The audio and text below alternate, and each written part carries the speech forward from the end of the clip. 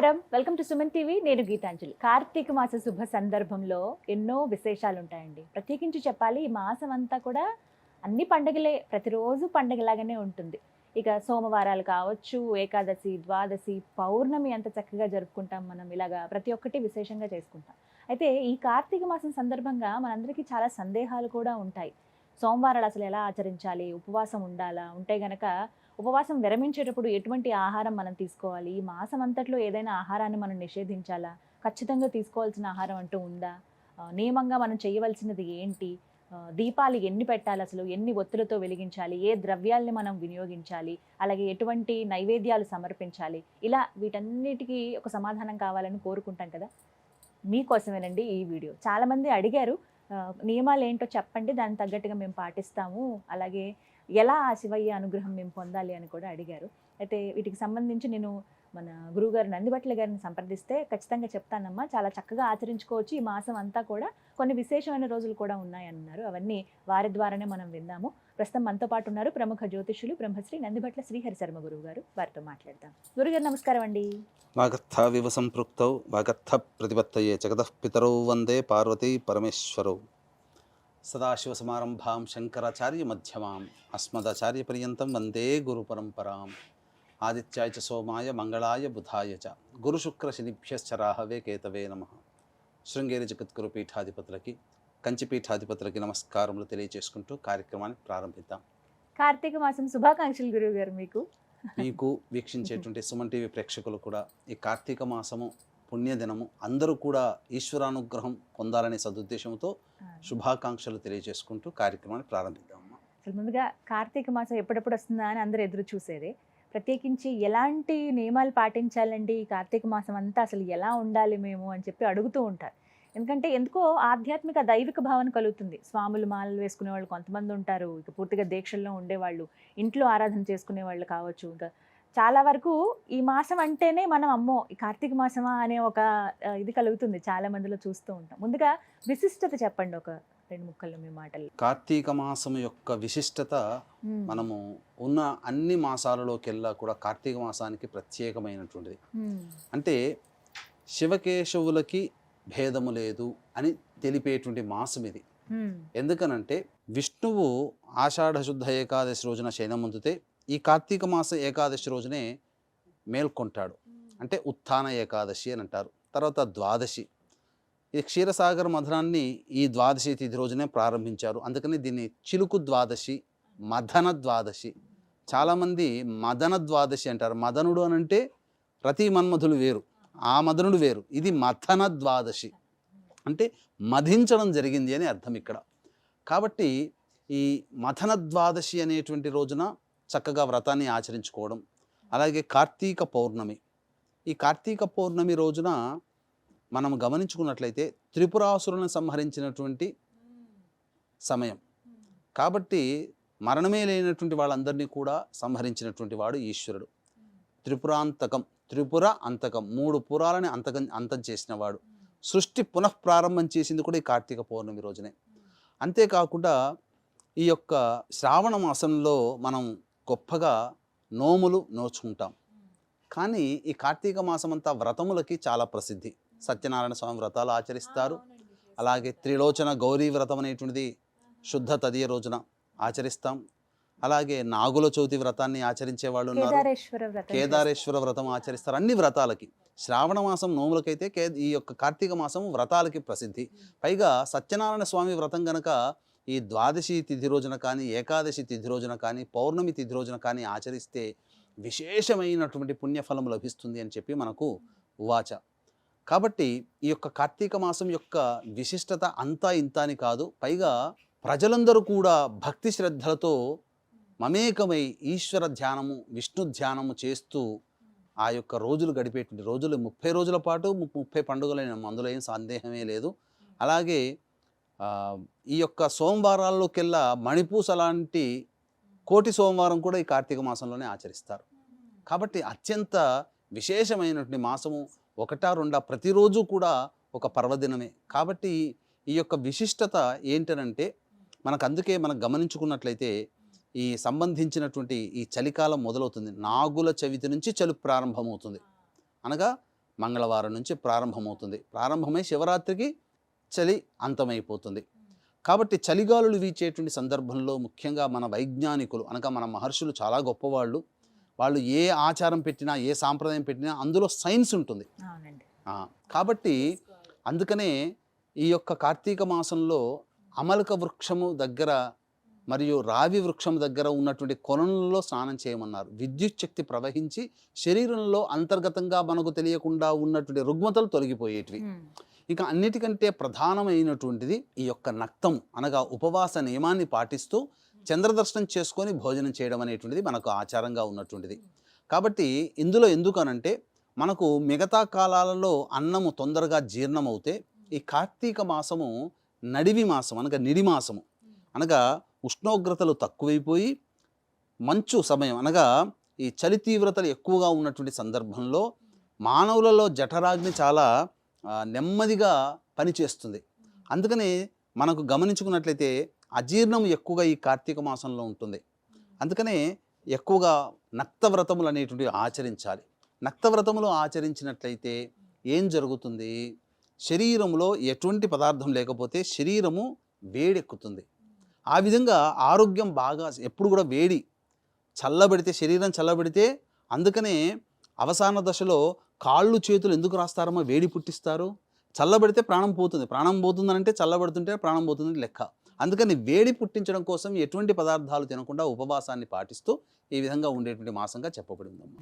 అయితే ఎన్నో సందేహాలు ఉన్నాయి గురువుగారు, ప్రేక్షకులు అడిగినవే. ముందుగా కార్తీక మాసం అంటే శివారాధన ఎక్కువగా చేస్తూ ఉంటాము, అలాగే విష్ణు ఆరాధన కూడా మనం చూస్తామండి. ప్రత్యేకించి శివారాధనలో భాగంగా చాలా ఇళ్లలో శివలింగాలు ఉంటాయి. అసలు ఎటువంటి శివలింగాలు ఇంట్లో ఉండొచ్చు అని అడుగుతున్నారు. శివలింగము రాతితో కృష్ణశిలతో చేసినటువంటిదైనా కానీ, ధాతువులతో చేసినటువంటి కానీ, నవగ్రహ ధాన్యములతో చేసినటువంటి శివలింగము కానీ, అలాగే మరకత శివలింగము శ్రేష్టమైనటువంటిది. బుద్ధి కుశలతని ధనాన్ని బాగా పెంపొందింపచేస్తుంది. స్ఫటికలింగముతో చేసినటువంటి అభిషేక ప్రభావం వలన మానవుడికి జ్ఞానము వైరాగ్యము కలుగుతుంది. ఇక నవగ్రహాలకు సంబంధించినటువంటి రత్నములతో కూడా చేసుకోవచ్చు. సువర్ణమయమైనటువంటి శివలింగాన్ని చేసుకోవచ్చు. అసలు ఈ భూలోకంలో, ఈ భూలోకమే కాదు సమస్త లోకాలలో కూడా పూజ్యనీయమైనటువంటిది, సమస్త లోకాలలో కూడా గొప్ప పుణ్యఫలాన్ని ప్రసాదించేది రసలింగం. కాబట్టి రసలింగము అనేటువంటిది కూడా అభిషేకం చేసుకోవచ్చు. ఈ యొక్క కలియుగ ప్రమాణాన్ని అనుసరించి మృత్తికాలింగము చాలా శ్రేష్టమైనటువంటిది. కాబట్టి దగ్గరలో పుట్ట గనక ఉంటే పుట్టని ఏమాత్రం కూడా బాధ పెట్టకుండా పుట్ట దగ్గర ఉన్నటువంటి మట్టిని మాత్రమే సంగ్రహించి ఆ పుట్టమన్నుతో ప్రతిరోజు ఒక శివలింగం చేసుకొని ఆ విధంగా శివారాధన కూడా చేసుకుంటే విశేష పుణ్య ఫలితం కలుగుతుందని చెప్పబడి ఉందమ్మా.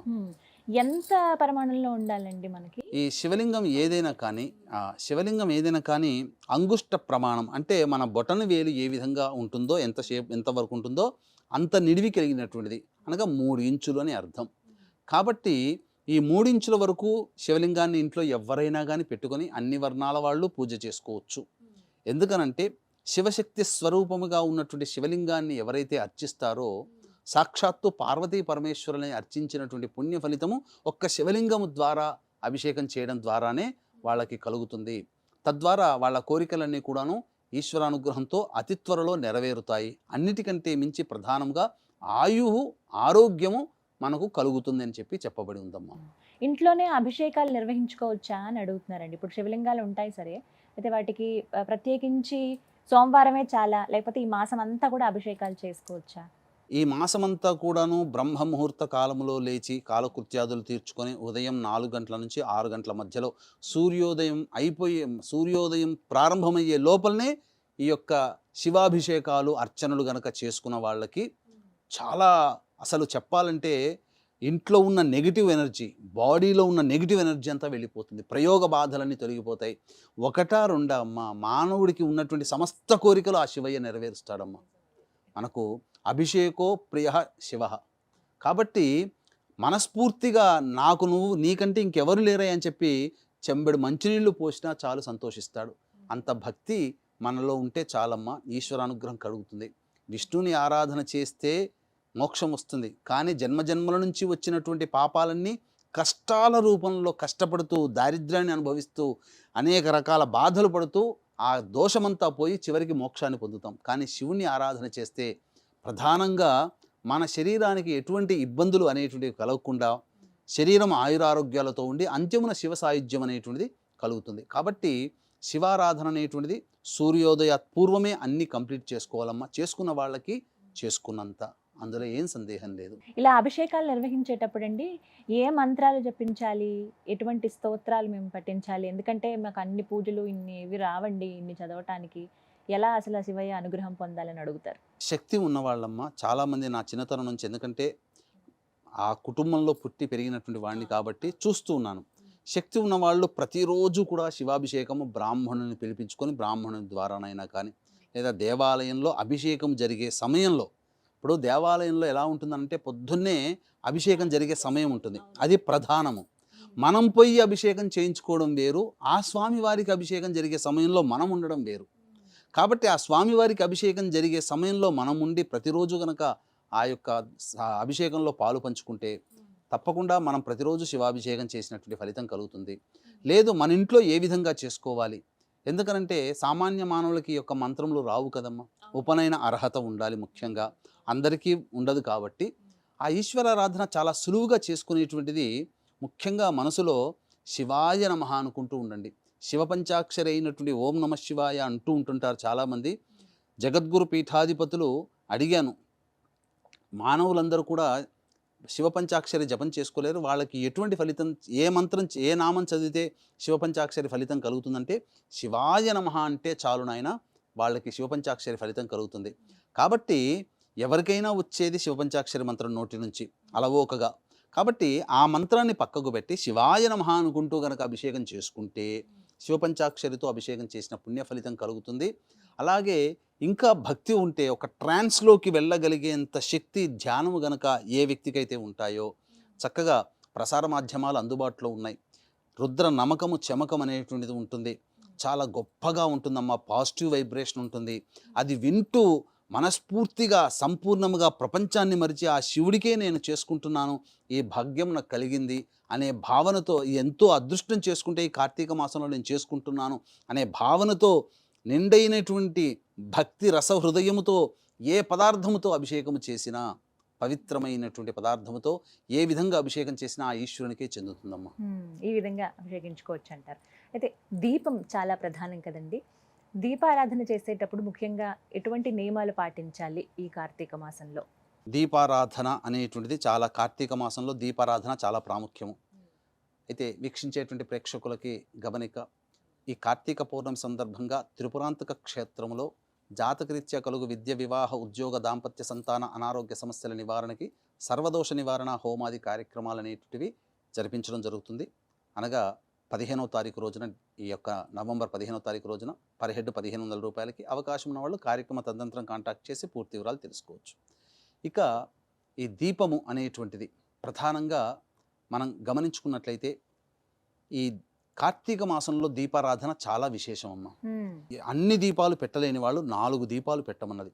ఒకటి పూజా మందిరంలో ఉండేటువంటి దీపము, 2 ఇంటి సింహద్వారం దగ్గర ఉండేటువంటి 2 వైపులా దీపములు, 3వది ఈ యొక్క సంబంధించినటువంటి తులసి చెట్టు దగ్గర ప్రతిరోజు పెట్టాలి. ముగ్గు వేసి, అలికి ముగ్గు వేసి తిరుపు పెట్టాలి. ఇంకొకటి దేవాలయంలోనైనా కానీ దీపస్తంభం ఉంటుంది, అక్కడైనా పెట్టవచ్చు, లేదా రావి చెట్టు కిందనైనా కానీ దీపం పెట్టవచ్చు శివాలయంలో. ఈ విధంగా ప్రతిరోజు, అది సాయంకాలం పూట చేయాలి. ఈ విధంగా ప్రతిరోజు ఎవరైతే దీపాన్ని ఆరాధన చేస్తారో తప్పకుండా వాళ్ళకి పుణ్యం అనేటువంటిది పెరుగుతుందమ్మా. ఈరోజు మనం ఆనందంగా జీవిస్తున్నామంటే పుణ్యం ఉండడం వల్లనే, గత జన్మ చేసుకున్న పుణ్యమే. ఎందుకనంటే ఒక తల్లి కడుపున పుట్టిన బిడ్డల్లో 10 మంది ఉంటారు, కానీ అందులో 1, 2, 3 మాత్రం దారిద్ర్యాన్ని అనుభవిస్తుంటారు. మిగతా వాళ్ళు చాలా ఆనందంగా జీవిస్తుంటారు. ఎందుకు? వాళ్ళకి ఒకే తండ్రి తల్లి రక్తం పుంచుకు పుట్టిన బిడ్డలు కదా, అందరికీ తల్లిదండ్రులు అందరికీ సమానంగా ఆస్తి పంచుతారు, ఎవరికి లోటు చేయరు. ఆ 10 మందిలో 2, 3 ఎందుకు దారిద్ర్యాన్ని అనుభవిస్తారంటే వాళ్ళ గత జన్మ పుణ్య కర్మ అనేటువంటిది లేదు కాబట్టి, అది చేసుకోలేదు కాబట్టి, ఈ జన్మలలో మనకు తెలిసి మనం చేసుకోకపోవడం అనేటువంటిది దౌర్భాగ్యం.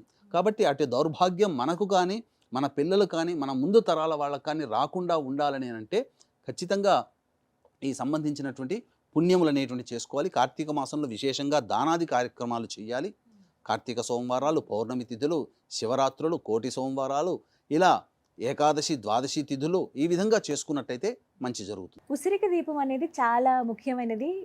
సోమవారాలే కావచ్చు, ఈ మాసంలో ఎప్పుడైనా సరే ఉసిరి దీపం పెట్టాలని అంటారండి. ఎలా అసలు వీటికంటూ ఏమైనా నియమం ఉందా? ఎక్కడ అసలు ఉసిరి దీపం పెట్టాలి? ఇంటి దగ్గర పెట్టొచ్చా, దేవాలయాల్లో మాత్రమేనా? చాలామంది చేసేటువంటిది ఏంటంటేనమ్మా, ఉసిరిక దీపం పెట్టేటప్పుడు ఆ ఉసిరికాయని తొలిచి పెడుతుంటుంటారు. అవును. కానీ శాస్త్ర ప్రకారము చెప్పబడి ఉన్నటువంటిది ఏంటంటే, ఉసిరిక మీద ఒక వత్తి ఉన్నటువంటిది ఉంటుంది కదమ్మా, పువ్వు వత్తి అంటారు కదా, ఆ పువ్వు వత్తిని నేతిలో తడిపి దాని మీద పెట్టి దీపారాధన చేయడం, ఉసిరిక అది ఎలా ఉసిరిక ఉందో దీపం. అలా అలా పెట్టేయాలి అంతే. పెట్టాలి. కానీ కొన్ని చోట్ల ఏం చేస్తున్నారంటే, కొన్ని చోట్ల ఆ పైదంతా కూడా పొట్టు తొలచి గింజ తీసివేసి ఆ లోపల ఆవు నెయ్యి వేసి దాంట్లో దీపం పెడుతున్నారు. అంటే నిమ్మకాయ డొప్పల్లో నిమ్మకాయనంతా కూడా తీసేసి ఆ డొప్పల్లో నువ్వుల నూనె వేసి ఎట్లయితే దీపారాధన చేస్తున్నారో ఇది కూడా అలాగే చేస్తున్నారు. అలా చేయకూడదు. వాస్తవానికి దాని ఉసిరిక మీద దీపం పెట్టుకుంటే చాలా విశేషము. ఉసిరిక దీపం అనేటువంటిది చాలా విశేషమమ్మ. ప్రతిరోజు పెట్టవచ్చు. అందున ఈ పౌర్ణమి, కార్తీక సోమవారాలు, కార్తీక పౌర్ణమి, కోటి సోమవారము ఇలాంటి ఏకాదశి తిథుల్లో ఉసిరిక దీపం చేస్తే చాలా మంచిది. దీపారాధనలో ఉసిరికను పెట్టి, ఉసిరికలన్నీ కూడాను పెట్టి దీపము వెలిగించి ఉసిరికలతో సహా దీపారాధన చేసినట్లయితే సంపూర్ణమైనటువంటి దేవతానుగ్రహం కలుగుతుంది. విష్ణుకి ప్రీతికరమైనటువంటి మాసము అని చెప్పవచ్చు. అలాగే 365 ఒత్తులు వెలిగిస్తారండి. ఈ మాసంలో ఏ రోజున ఇవి వెలిగించాలి, నియమం ఏమన్నా ఉందా? కార్తీక సోమవారాలు 365 రోజుల పాటు వెలిగించినటువంటి పుణ్యఫలము కార్తీక సోమవారంలో చేసినట్లు దొరుకుతుంది. కార్తీక పౌర్ణమి రోజున చూసుకోవాలి ముఖ్యంగా. ఇంకా విశేషం ఏంటంటే కోటి సోమవారం ఈ 9వ తారీఖు రోజున వచ్చిందమ్మా. ఈ నవంబర్ 9వ తారీఖు రోజున శనివారం కూడా అయింది. వెంకటేశ్వర స్వామి కనుక శివకేశవులకి భేదము లేదు అని చెప్పేటువంటి ప్రమాణాన్ని అనుసరించే కార్తీక మాసంలో శ్రవణ నక్షత్రం ఎవరిది? విష్ణువుకి సంబంధించినటువంటిది. కాబట్టి విష్ణువుకి సంబంధించినటువంటి నక్షత్రం ఉన్న రోజున కోటి సోమవారంగా పిలుస్తారు. అంటే ఈశ్వరునికి ప్రీతికరమే. పైగా ఈసారి విశేషం ఏంటంటే, సహజంగా కోటి సోమవారం అనేటువంటిది సోమవారంతో కలిసి వస్తే విశేషము. శనివారం రావడం కూడా విశేషం. ఎందుకంటే శనివారం వెంకటేశ్వర స్వామికి చాలా ప్రీతికరమైంది కదా. అట్లయినా కానీ ఈ విధంగా శ్రవణ నక్షత్రం వెంకటేశ్వర స్వామి వారి నక్షత్రం కాబట్టి కోటి సోమవారము కలియుగ దైవం వెంకటేశ్వర స్వామికి సంబంధించిన రోజు. ముఖ్యంగా ఆ రోజున కార్తవీర్యార్జుని యొక్క జయంతి. రాణి బాకీలు వసూలు కోసం ఆ రోజున కార్తవీర్యార్జునికి సంబంధించినటువంటి మూల మంత్రముల సంపుటీకరణతో, నమ్మకముతో సంపుటీకరణ చేసి అభిషేకం ఎవరైతే చేస్తారో ఖచ్చితంగా వాళ్ళకి రాణి బాకీలు, కోల్పోయిన ఉద్యోగము, కోల్పోయిన పదవి ఇవన్నీ తిరిగి లభిస్తాయి. అందుకని ఆ రోజున ఆ విధంగా చేయవచ్చునమ్మా. అంటే 365 ఒత్తులు ఈ రోజుల్లో వెలిగించవచ్చు. కనీసము ఈ యొక్క ఆదివారం, ఈసారి ఆదివారము అమావాస్య కూడా అయింది. ఆ రోజునైనా వెలిగించవచ్చు. మాస శివరాత్రి రోజునైనా వెలిగించవచ్చు. ఆరుద్ర నక్షత్రం ఉన్న రోజునైనా వెలిగించవచ్చు. అలాగే కార్తీక మాసంలో నదీ స్నానాలు, సముద్ర స్నానాలు ఖచ్చితంగా చేయాలి అని అంటారు. ఇది ఖచ్చితమా అండి? అంటే కుదిరితేనేనా, లేని పక్షంలో ఏమన్నా ప్రత్యామ్నాయాలు ఉన్నాయా వీటికి? అంటే ఈ యొక్క సమస్తమైనటువంటి నీటిలో ఈ కార్తీక సోమవారంలో మనం గమనించుకున్నట్లయితే వర్షాభావం అనేటువంటిది పూర్తిగా తగ్గిపోయి ఈ యొక్క ప్రవాహం పెరుగుతుంది. ఈ ప్రవాహం పెరిగినప్పుడు జల విద్యుత్ శక్తి అనేటువంటిది అందులో ఉంటుంది. ఇప్పుడు మన కరెంట్ వచ్చేది జల విద్యుత్తే కదా. అందులో శక్తి ఉంటేనే కదా మనం దాన్ని తీయగలుగుతున్నాం కరెంటుని. కాబట్టి నీటిలో శక్తి ఉంది. ఆ నీటిలో ఉన్నటువంటి శక్తిని మన దేహానికి తగలాలి అనే ఉద్దేశంతో నదీ స్నానం అనేటువంటిది పెట్టారు. శ్రావణ మాసంలో నదీ స్నానం పెట్టాల, కార్తీక మాసంలోనే పెట్టారు. ఇక సముద్ర స్నానం కూడా కార్తీక పౌర్ణమి రోజున, మాఘ పౌర్ణమి రోజున, ప్రత్యేకించి కొన్ని సందర్భాలలో ఈ యొక్క సముద్ర స్నానానికి అర్హత. ఎందుకంటే మిగతా రోజుల్లో బీచ్లలోకి వెళ్ళిపోయి సముద్ర స్నానం చేస్తారు. కానీ జన్హు మహర్షి యొక్క పురీషనాళం నుంచి, అనగా గంగ అడ్డు వచ్చిందని చెప్పి తన ఆశ్రమాన్ని ఎక్కడైతే నీట మునిగిపోతుందనే భయంతో జన్హు మహర్షి పూర్తిగా సముద్రాన్ని మింగేస్తాడు. చివరికి సముద్రం లేకపోతే అనేటువంటిది, జీవం అనేటువంటిది ఉండదు కాబట్టి వదలవయ్యా అని అంటే అప్పుడు తన పురీషనాళంతో వదిలేస్తాడు. అందుకనే మనకు ఈ మూత్ర విసర్జన జరిగిన తర్వాత అదంతా ఉప్పుగా ఉంటుంది. అందుకని సముద్రం పురీషనాళం నుంచి వచ్చింది కాబట్టి అదంతా కూడా ఆ నీళ్ళన్నీ ఉప్పుగా ఉంటాయి. కారణం అది అప్పటి నుంచి సముద్రం అనేటువంటిది ఉప్పుగా మారింది. ఆ విధంగా అన్ని వేళల్లో సముద్ర స్నానము పనికిరాదు. ఈ కార్తీక పౌర్ణమి సందర్భంగా సముద్ర స్నానం చేస్తే విశేష పుణ్య ఫలితం దక్కుతుందమ్మా. అందుబాటులో ఉన్న వాళ్ళైతే చక్కగా చేసుకోవచ్చు. చేయొచ్చు సముద్రంలో అనంటారు. కూడా ఏంటంటే ఉమ్. ఉప్పుతో కూడుకున్నటువంటిది కాబట్టి కొన్ని ప్రత్యేక దినాలలో ఉప్పు శరీరానికి తగిలితే కొన్ని రుగ్మతలు తొలగిపోతాయి, శరీరమైనటువంటి చర్మ వ్యాధులు ముఖ్యంగా తగ్గిపోతాయి. అందుకనే కార్తీక మాసంలో ఒక్కసారైనా సముద్ర స్నానం చేయండి, వీలుంటే నది స్నానం. ఒకవేళ ఇవి ఏవీ లేవు, ఇప్పుడు హైదరాబాద్లో నది లేదు, సముద్రం లేదు, మరి ఎలా చేస్తారు? విజయవాడలో నది అన్నా దొరుకుతుంది అది. కాబట్టి అటువంటి వాళ్ళు ఏంటంటే ఇంట్లో క్షేత్రాలకు వెళ్ళినప్పుడు తెచ్చుకుంటారు కదా, గంగ నీరో, గోదావరి నీరో, కృష్ణా నీరో, అవన్నీ ఒక బాటిల్లో పట్టుకొని ప్రతిరోజు ఒక 4-5 చెంచాలు నీళ్లు అందులో వేసి ఆ నది స్నానం చేసిన పుణ్య ఫలితం మాకు దక్కుగా కానీ భావన చేసుకుంటూ స్నానం చేస్తే చాలమ్మా. ఆ విధంగా ఇంకా అందుబాటులో లేనప్పుడు ఇది ఆ విధంగా ప్రత్యామ్నాయం. చేయాలి. అలాగే కార్తీక మాసంలో దానాలు చాలా ముఖ్యమైనవి, ఖచ్చితంగా దానాలు చేయాలని అంటారండి. ఏవి దానం ఇస్తే మంచిది ఈ మాసంలో?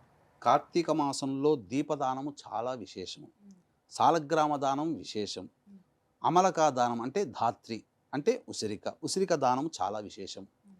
అయితే ఈ యొక్క ఉసిరిక దానము ఆదివారం పనికిరాదు. ఎందుకనంటే ఆదివారము ఉసిరిక తినకూడదని శాస్త్రం. కాబట్టి ఆదివారం నాడు ఉసిరిక దానం చేయకూడదు, అది గుర్తుపెట్టుకోండి. ఇక ప్రత్యేకించి దీపదానం అనేటువంటిది ఏకాదశి నాడు వ్రతాన్ని ఆచరించి ద్వాదశి రోజున కూడా వ్రతాన్ని ఆచరించి సంధ్యా సమయంలో మళ్ళీ స్నానకృత్యాదులు తీర్చుకొని తులసి చెట్టు దగ్గర దీపారాధన చేసి అప్పుడు దీపం ఆరాధన అనగా చేసిన తర్వాత అప్పుడు దీపదానాన్ని చేస్తే విశేష పుణ్య ఫలితము, అనేక 100 అశ్వమేధ యాగాలు చేసిన పుణ్య ఫలితం ద్వాదశి తిథి రోజున చేసినప్పుడు కలుగుతుంది, అది సంధ్యా సమయంలో. కాబట్టి దీపారాధన అనేటువంటిది 2గా చేయాలి, ఒకటి బ్రాహ్మణుడికి, ఒకటికి దేవాలయంలో దీపారాధన చేయాలమ్మా. ఒత్తి వెలిగించి దీపం వెలిగించి ఆ విధంగా దీపారాధన చేస్తే విశేషమైనటువంటి పుణ్య ఫలితం, అది విధానం. ఇవి దానం ఇస్తే దానం. ఇంకా అవకాశం ఉంటే అనాథలకి, అభాగ్యులకి అన్నదానాది కార్యక్రమాలు ఆశ్రమంలో ఉన్న వాళ్ళకి చేయొచ్చు, యతులకి చేయొచ్చు, సన్యాసులకి చేయొచ్చు. ఈ విధంగా మనము భవిష్యత్తు తరాలకి మంచి కోరి చేసినటువంటి పుణ్య ఫలితమే ఈరోజు అందరం కూడా కార్లలో తిరగలుగుతున్నాం, బైకులు వేసుకొని వెళ్ళగలుగుతున్నాం, ఏ పనైనా చక్కగా ఆరోగ్యంగా చేసుకోగలుగుతున్నామంటే మన పూర్వీకుల, మన తాత ముత్తాతలు చేసిన పుణ్య ఫలితమే అని గమనించుకోవాలి. గురుగారు, కార్తీక మాసం అంటే ఎప్పుడు గుళ్ళకి వెళ్తాం, ఈ మాసం కుదిరినప్పుడల్లా వెళ్తాం. కొంతమంది రోజు దేవాలయానికి వెళ్ళి దీపం పెట్టే వాళ్ళు కూడా ఉంటారు. అయితే మన చుట్టూ ఉండే ఈ దేవాలయాల కన్నా కూడా కొన్ని పుణ్యస్థలాలు, పుణ్యతీర్థాలు ఉంటాయి. అవి ఈ కార్తీక మాసంలో ఒక్కసారైనా దర్శించుకోవాలి అని అంటూ ఉంటారు.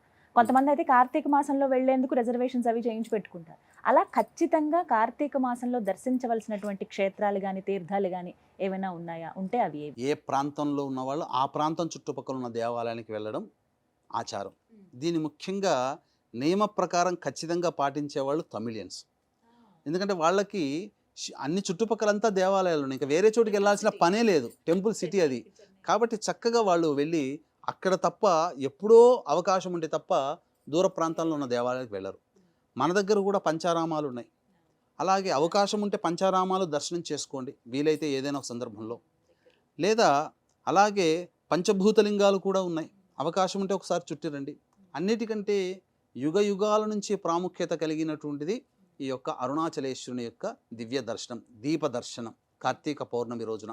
కాబట్టి వీక్షించేటువంటి సుమన్ టీవీ ప్రేక్షకులు కూడా ఈ యొక్క కనీసం ఒక్క రోజునైనా కానీ ఈ యొక్క కార్తీక పౌర్ణమి రోజున వెలువడకపోతే ఇంకే రోజునైనా కానీ గిరి ప్రదక్షిణ చేసి ఆ అరుణాచలేశ్వరుని కనుక దర్శనం చేసుకుంటే, అగ్నిలింగం కదమ్మా, అగ్ని అంటే ఏంటి? దగ్ధము చేసేది. అంటే బూడిద తర్వాత ఇంకా మళ్ళీ ఇంకా వేరే పదార్థము ఉత్పత్తి కాదు. అలాగే మనం జన్మజన్మల నుంచి చేసుకున్నటువంటి పాపాలు ఏవైతే ఉంటాయో ఆ పాపాలన్నీ బూడిదైపోవాలి అని అంటే అందరికీ అర్థమయ్యే భాషలో చెప్తున్నాను. అవన్నీ ఇక పాపాలు మళ్ళీ రాకూడదు, అక్కడితో ఆగిపోవాలి. ఈ కార్తీక మాసంలో ఖచ్చితంగా తీసుకోవాల్సిన ఆహారం అంటూ ఏమైనా ఉంటుందా అండి? ఈ పదార్థాలని ఖచ్చితంగా స్వీకరించాలి అని. ఈ యొక్క కార్తీక మాసంలో అందరూ కూడా శాకాహారాన్ని భుజిస్తే చాలా మంచిదమ్మా. మాంసాహారం జోలికి వెళ్లకుండా, ఎందుకంటే నిషేధించాల్సింది. ఎందుకనంటే సైన్స్ ప్రకారం చూసుకున్నా మన ఈ కార్తీక మాసంలో మన శరీరము అరిగించుకోవడానికి అంత ఆరోగ్యంగా ఉండదు, ఆ జీర్ణము కూడా అంత తొందరగా కాదు. అసలు మామూలుగానే ఉడికించిన పదార్థాలు కానీ కాయగూరలను తింటే మామూలు శాకాహారమే అరగడానికి 2 నుంచి 3 గంటలు పడుతుంది.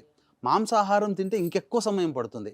శరీరం ఎక్కువ సమయంలో అంటే శరీరం లోపల ఎక్కువ పదార్థములు ఉంటే పులిసిపోయి ఎసిడిటీ ప్రాబ్లమ్స్ కానీ యాసిడ్స్ పెరిగిపోయి శరీరంలో వ్యవస్థలో మార్పులు వస్తాయి. కాబట్టి జీవనక్రియలో మార్పులు తెచ్చే ఆహారం అయినటువంటి మాంసాహారాన్ని కార్తీక మాసంలో నిషేధించడమే చాలా ఉత్తమం. కాబట్టి సాత్వికమైనటువంటి ఆహారాన్ని భుజిస్తూ చక్కగా అవకాశం ఉంటే 30 రోజులు నక్తం చేసుకోవడం, లేకపోతే కనీసము ఈ సోమవారాలు, కోటి సోమవారము, ఏకాదశి తిథి, ద్వాదశి తిథి, ఈ మాస శివరాత్రి, ఈ విధంగా అమావాస్య రోజున ఈ విధంగానైనా కానీ కొన్ని రోజులు గనక ఉపవాస నియమాన్ని పాటిస్తూ చంద్రదర్శనం చేసుకొని భోజనం చేస్తున్నట్లయితే చాలా మటుకు మంచి జరుగుతుందని చెప్పవచ్చు. కొంతమంది ఉల్లిపాయ వెల్లుల్లి తినరు కదండి, అలా ఏమన్నా నియమం ఉందా ఖచ్చితంగా? అవునమ్మా, ఇది రజోగుణాన్ని పెంచుతుంది, తామస గుణాన్ని పెంచుతుంది ఉల్లిపాయ వెల్లుల్లి. కాకపోతే సైన్స్ ప్రకారం చూసుకుంటే ఇప్పుడు అవన్నీ కూడా మానవ దేహానికి అవసరం ప్రస్తుత కాలంలో. కాబట్టి నిషిద్ధమైనటువంటి ఈ రోజులు తప్ప మిగతా రోజుల్లోనైనా కానీ, అనగా కార్తీక సోమవారాలు, ఏకాదశులు, మాస శివరాత్రులు, కోటి సోమవారం, ఇలా నిషిద్ధమైనటువంటి రోజుల్లో తప్ప మిగతా రోజుల్లో అవకాశం ఉంటే తినవచ్చు, తప్పేమీ లేదమ్మా. ఈ విధంగా ఈ మాసం అంతా కూడా జరుపుకోవచ్చు అని అంటారు. చాలా ముఖ్యమైన విషయాలు, మాకున్నటువంటి సందేహాలన్నీ కూడా నివృత్తి చేశారు గురుగారు. ధన్యవాదాలండి. సర్వం శ్రీ ఉమామహేశ్వర పరబ్రహ్మార్పణమస్తు.